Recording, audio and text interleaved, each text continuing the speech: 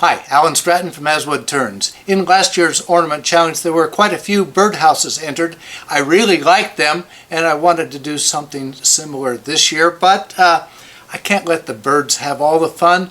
What happened to the hobbits and the hobbit houses? So I decided to make a hobbit house. It's under the hill, it's got a round door, very squat to the hill, chimney on top with a little smoke coming out. So I'll make this one. What will you make and how will you express your creativity in this year's ornament challenge? Do it! I have already roughed this block of walnut between centers, but now I need a quick tenon with my skew before swapping for a more secure and convenient hold with a chuck. Now that the wood is securely in the chuck, it is time to be somewhat wild and crazy. I want to hollow this block almost completely. But first I need to trim the end to allow the drill to center well. Then using a 3/8" drill mounted in a handle, I drill entirely through the walnut. Once the drill is started, it is easy to push in a little, pull out to clear chips, and repeat. Then my box scraper does a great job of end grain hollowing. The alternative is with a spindle gouge.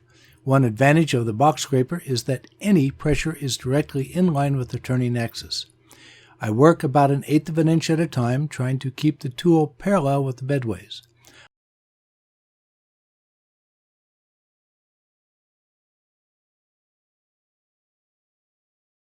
Unfortunately, I cut away the wood just inside the jaws so that the wood went flying. Here's where I switch to the soft jaws. I want to cut off the end that has the knot. Unfortunately, the wood is slippery in the soft jaws and I have to reset them a couple of times and ream out a little more wood from the jaws. A little end pressure saves the day, always a great idea, then a touch more before sanding and applying shellac from this end.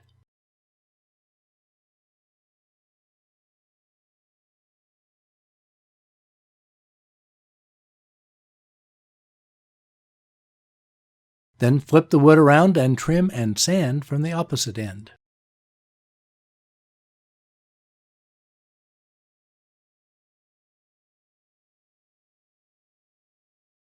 And finish up with shellac. That's all I can do with this piece on the lathe. The rest will be to cut it on the bandsaw and finish the cut edges. This will become the roof to the hobbit hole. Now for the hobbit hole walls. This wood is maple between centers. At this point, again, I need to refine it with my skew and cut a tenon. Now reversed in the chuck, I decided it is too large and go at it again with my spindle gouge.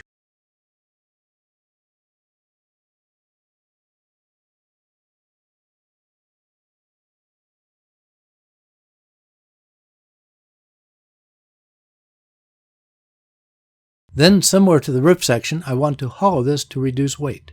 Again, trim, drill, and hollow, but only deep enough for good living quarters for Bilbo.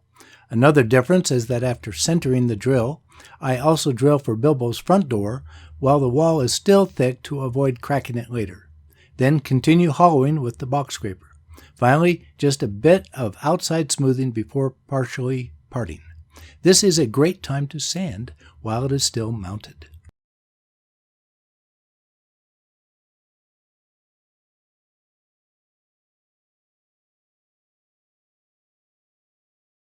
Then apply shellac before finishing parting the hobbit hole off. The hobbit may not notice, but the bottom is still rough. For this small hobbit hole, I want a jam chuck, and the piece still in the chuck is perfect, and this is smaller than my soft jaws. So for this, I will move the wood, chuck and all, over to my metal lathe.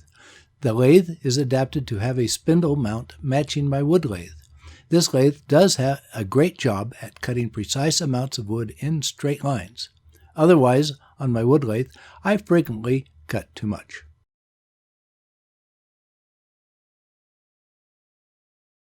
Once the hobbit hole fits, I went ahead and trimmed the bottom. I swapped the bit for a round nose bit that I used from facing off and reduced the bottom thickness. Then press the bit just inside the outer perimeter for a cove in the bottom.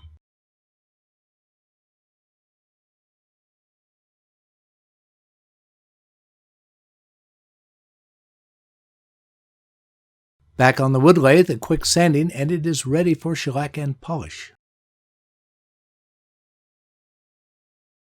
After rounding the maple to fit the roof, the Hobbit hole is almost ready for Bilbo.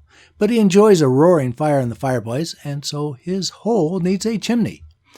A piece of walnut in the long-nosed jaws will do the trick. I used sharpened end wrenches at 3/8 inch for the upper section, then worked down the lower part to 1/4 inch. After sanding and finishing, it is ready for installation.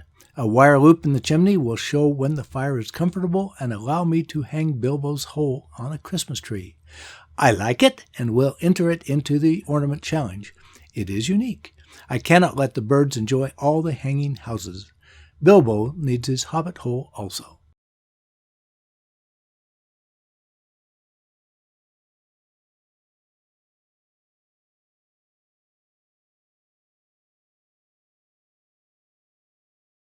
Please give this video a thumbs up, subscribe on my website, and tell your friends about my videos.